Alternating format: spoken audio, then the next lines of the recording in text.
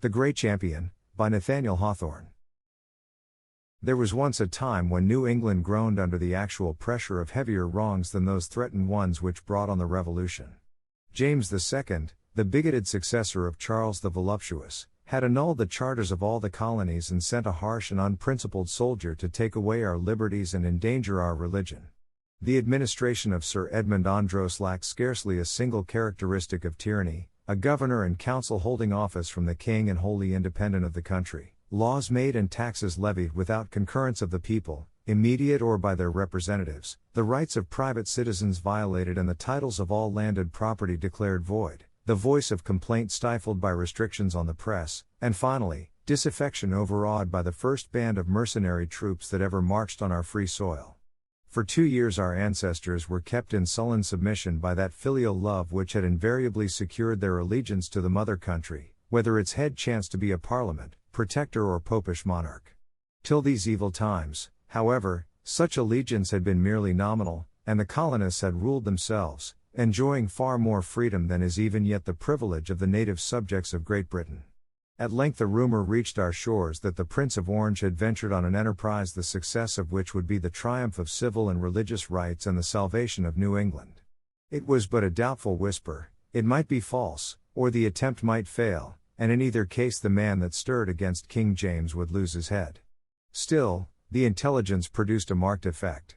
The people smiled mysteriously in the streets and threw bold glances at their oppressors, while far and wide there was a subdued and silent agitation, as if the slightest signal would rouse the whole land from its sluggish despondency.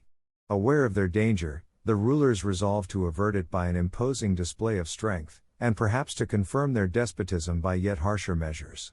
One afternoon in April, 1689, Sir Edmund Andros and his favorite councillors, being warm with wine, assembled the redcoats of the governor's guard and made their appearance in the streets of Boston. The sun was near setting when the march commenced.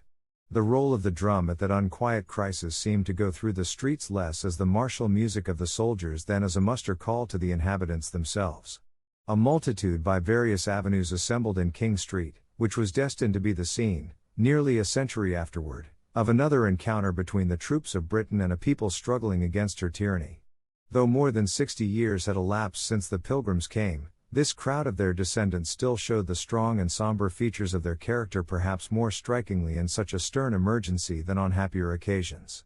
There was the sober garb, the general severity of mien, the gloomy but undismayed expression, the scriptural forms of speech and the confidence in heaven's blessing on a righteous cause which would have marked a band of the original Puritans when threatened by some peril of the wilderness. Indeed, it was not yet time for the old spirit to be extinct, since there were men in the street that day who had worshipped there beneath the trees before a house was reared to the God for whom they had become exiles. Old soldiers of the Parliament were here, too, smiling grimly at the thought that their aged arms might strike another blow against the House of Stuart. Here, also, were the veterans of King Philip's War, who had burned villages and slaughtered young and old with pious fierceness while the godly souls throughout the land were helping them with prayer. Several ministers were scattered among the crowd, which, unlike all other mobs, regarded them with such reverence as if there were sanctity in their very garments. These holy men exerted their influence to quiet the people, but not to disperse them. Meantime, the purpose of the governor in disturbing the peace of the town at a period when the slightest commotion might throw the country into a ferment was almost the universal subject of inquiry, and variously explained. "Satan will strike his masterstroke presently," cried some, "because he knoweth that his time is short. All our godly pastors are to be dragged to prison. We shall see them at a Smithfield fire in King Street." Hereupon the people of each parish gathered closer round their minister, who looked calmly upward and assumed a more apostolic dignity, as well befitted a candidate for the highest honor of his profession, a crown of martyrdom. It was actually fancied at that period that New England might have a John Rogers of her own to take the place of that worthy in the primer. "The Pope of Rome has given orders for a new Saint Bartholomew," cried others. "We are to be massacred, man and male child." Neither was this rumor wholly discredited, although the wiser class believed the governor's object somewhat less atrocious. His predecessor under the old charter, Bradstreet, a venerable companion of the first settlers, was known to be in town. There were grounds for conjecturing that Sir Edmund Andros intended at once to strike terror by a parade of military force and to confound the opposite faction by possessing himself of their chief. "Stand firm for the old charter governor," shouted the crowd, seizing upon the idea, the good old Governor Bradstreet. While this cry was at the loudest, the people were surprised by the well-known figure of Governor Bradstreet himself, a patriarch of nearly 90, who appeared on the elevated steps of a door and with characteristic mildness besought them to submit to the constituted authorities. "My children," concluded this venerable person, "do nothing rashly. Cry not aloud, but pray for the welfare of New England and expect patiently what the Lord will do in this matter." The event was soon to be decided. All this time the roll of the drum had been approaching through Cornhill, louder and deeper, till with reverberations from house to house and the regular tramp of martial footsteps it burst into the street. A double rank of soldiers made their appearance, occupying the whole breadth of the passage, with shouldered matchlocks and matches burning, so as to present a row of fires in the dusk. Their steady march was like the progress of a machine that would roll irresistibly over everything in its way. Next, moving slowly, with a confused clatter of hoofs on the pavement, rode a party of mounted gentlemen, the central figure being Sir Edmund Andros, elderly, but erect and soldier-like. Those around him were his favorite counselors and the bitterest foes of New England.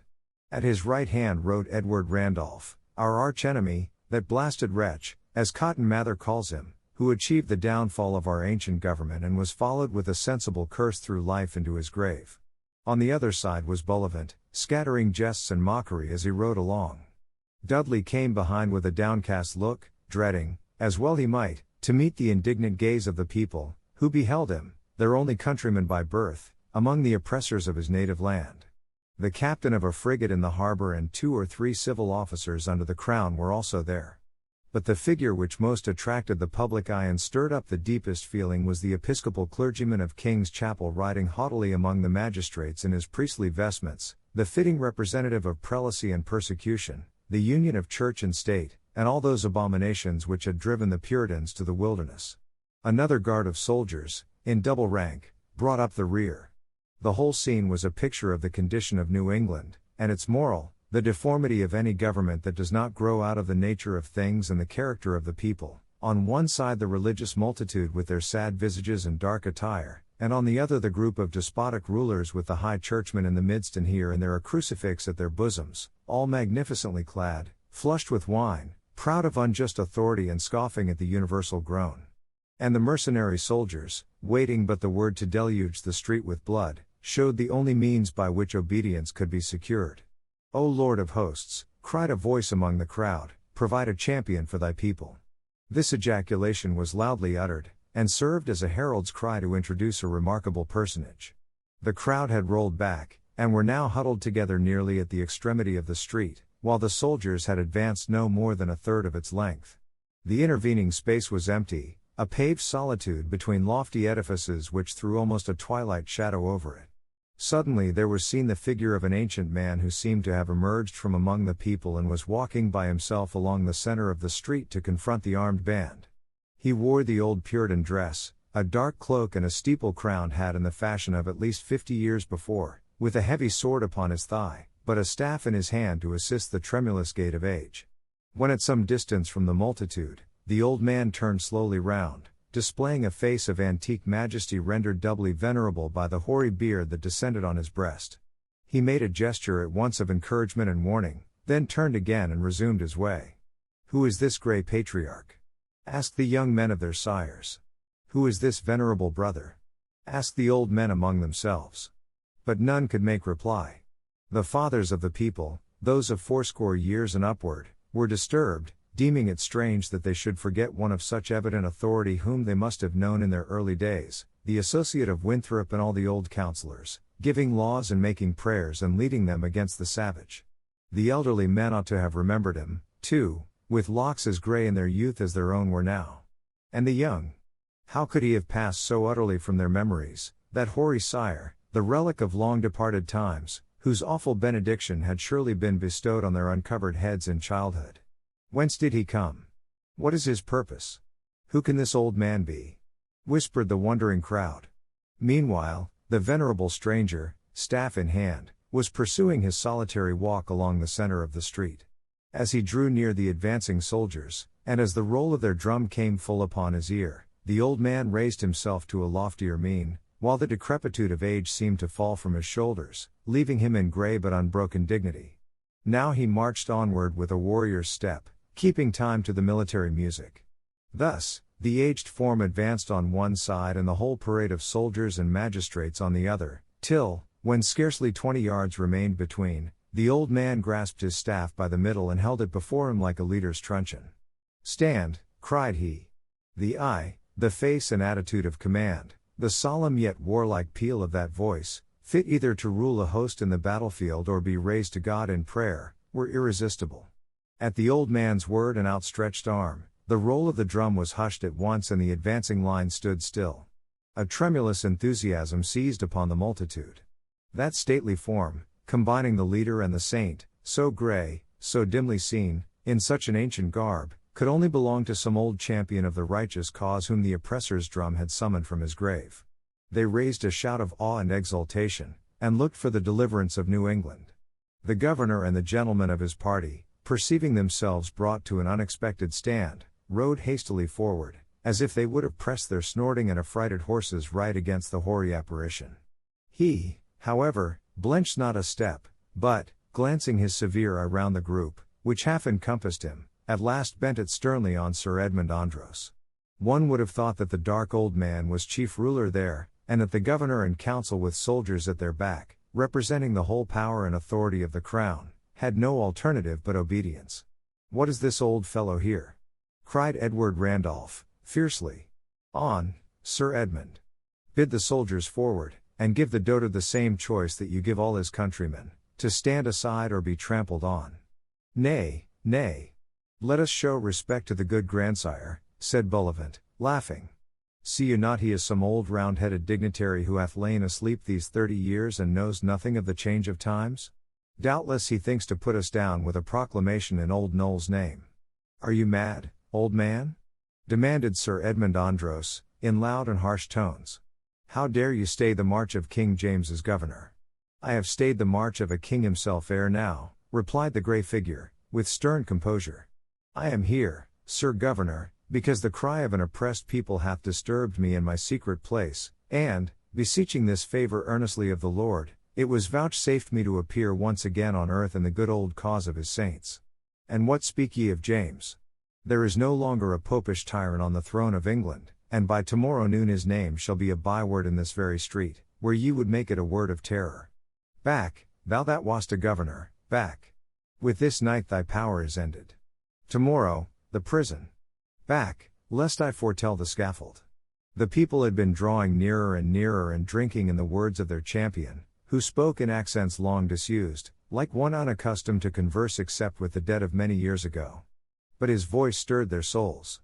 They confronted the soldiers, not wholly without arms and ready to convert the very stones of the street into deadly weapons. Sir Edmund Andros looked at the old man, then he cast his hard and cruel eye over the multitude and beheld them burning with that lurid wrath so difficult to kindle or to quench, and again he fixed his gaze on the aged form which stood obscurely in an open space where neither friend nor foe had thrust himself. What were his thoughts he uttered no word which might discover, but, whether the oppressor were overawed by the Gray Champion's look or perceived his peril in the threatening attitude of the people, it is certain that he gave back and ordered his soldiers to commence a slow and guarded retreat. Before another sunset the governor and all that rode so proudly with him were prisoners, and long ere it was known that James had abdicated, King William was proclaimed throughout New England. But where was the Gray Champion? Some reported that when the troops had gone from King Street and the people were thronging tumultuously in their rear, Bradstreet, the aged governor, was seen to embrace a form more aged than his own. Others soberly affirmed that while they marveled at the venerable grandeur of his aspect, the old man had faded from their eyes, melting slowly into the hues of twilight, till where he stood there was an empty space. But all agreed that the hoary shape was gone. The men of that generation watched for his reappearance in sunshine and in twilight, but never saw him more, nor knew when his funeral passed nor where his gravestone was. And who was the Gray Champion? Perhaps his name might be found in the records of that stern court of justice which passed a sentence too mighty for the age, but glorious in all after times for its humbling lesson to the monarch and its high example to the subject. I have heard that whenever the descendants of the Puritans are to show the spirit of their sires, the old man appears again. When 80 years had passed, he walked once more in King Street. 5 years later, in the twilight of an April morning, he stood on the green beside the meeting house at Lexington, where now the obelisk of granite with a slab of slate inlaid commemorates the first fallen of the Revolution. And when our fathers were toiling at the breastwork on Bunker's Hill, all through that night the old warrior walked his rounds. Long, long may it be ere he comes again. His hour is one of darkness and adversity and peril. But should domestic tyranny oppress us or the invader's step pollute our soil, still may the Gray Champion come. For he is the type of New England's hereditary spirit, and his shadowy march on the eve of danger must ever be the pledge that New England's sons will vindicate their ancestry. The end. Thank you for listening to an audiobook from Audible Adventures. Don't forget to like, subscribe, and stay tuned for more remarkable audiobook adventures.